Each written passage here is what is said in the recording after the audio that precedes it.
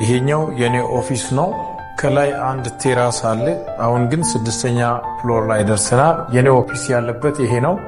እዚህኛው ኦፊስ ላይ ስንደርስ ለመጀመሪያ ፕሮግራም ተይዞለት የመጣ እንግዳ እዚህ በር ላይ ሲደርስ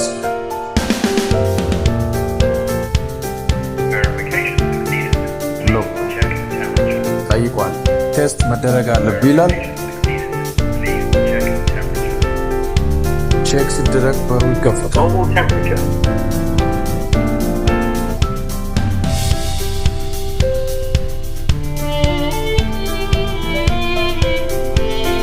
እንዳልኳችሁ ይሄኛው የኔ ኦፊስ ነው።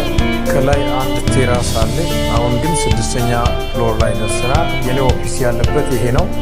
እዚህኛው ኦፊስ ላይ ስንደርስ ለመጀመሪያ ፕሮግራም ተይዞለት የመጣ እንግዳ እዚህ በር ላይ ሲደርስ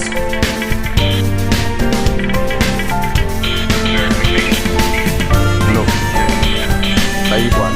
ቴስት መደረግ አለብህ ይላል። ቼክ ሲደረግ በሩ ይከፈታል።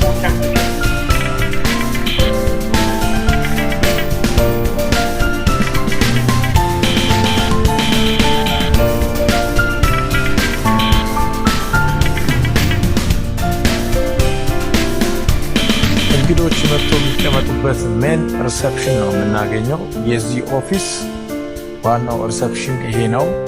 ከሪሰፕሽኑ ውጭ ያሉ ክፍሎችን አስጎበኛቸዋለሁ። የመጣ እንግዳ እዚህ ጋር ሆኖ